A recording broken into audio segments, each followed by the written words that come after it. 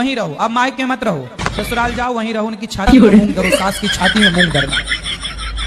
दुष्ट सास है तुम्हारी, और ननद की छाती में भी धरना। बोले आगे में यहीं रहेंगे। अब बताओ, सास ऐसा करेगी तो ये बहू जब अगले पे आएगी, और जब सास बहुत बूढ़ी होगी तो ये मारेगी कि नहीं सास को? क्या सासें चिल्लाती हैं बहू बहुत मारती है, तुम तो पिटने लायक काम ही कर रही हो।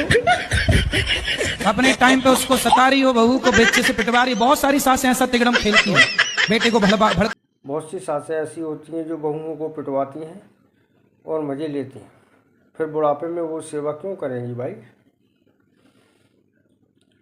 और अगर आपका अच्छा व्यवहार है तो बहू जो है बुढ़ापे में सेवा करेगी, सब कुछ करेगी, खाना बना के देगी। और अगर तुम उसको पिटवाओगी तो वो क्यों खाना बना के देगी? अनिरुद्धाचार्य जी महाराज बता रहे हैं, आप आगे देखिए और क्या बता रहे हैं, आप ध्यान से सुनिए। बेटे से बहू को पिटवाती है, नींद ज्यादा आती है, कुछ खा लो तब भी नींद आती है। नींद क्यों आती है? 2-3 घंटे सो लिया करो। क्या पर बर्थ में तो माने नहीं है ना, नींद के दिन में सोना नहीं चाहिए। तुम्हारा ध्यान तो पूरा नींद में ही रखा है। हाँ, जब तुम्हारा ध्यान धरो मुझे रोटी में आग लगती।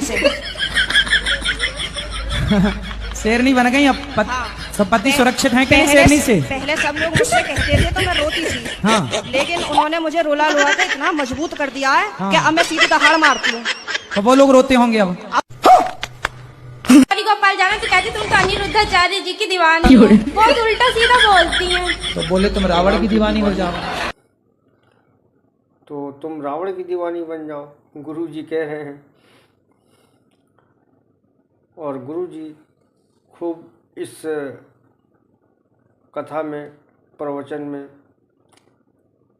हास्य वाक्य बोल बोल कर सभी को बहुत हंसा रहे हैं। दोस्तों आगे देखिए अनिरुद्धाचार्य जी महाराज और क्या सुनाते हैं, आप ध्यान से सुनिए। परिवार को अब छोड़ो, अब तुम दोनों बुढ़ा बुढ़ी प्रेम से रहो। अब परिवार को छोड़ा, परिवार को काहे बीच में घुसा रहे हो? बेटा तुम उसके चक्कर में पड़े हो। लेकिन गुरुजी फिर उससे बात हो जाए तो मरने की बात कर दिया, मैं मर जाऊंगी तुम्हारे बिना। कुछ ना मरेगी, तुम छोड़ दो, दूसरे महीने बाद 2-4 महीने बाद किसी और के संग घूमेगी वो।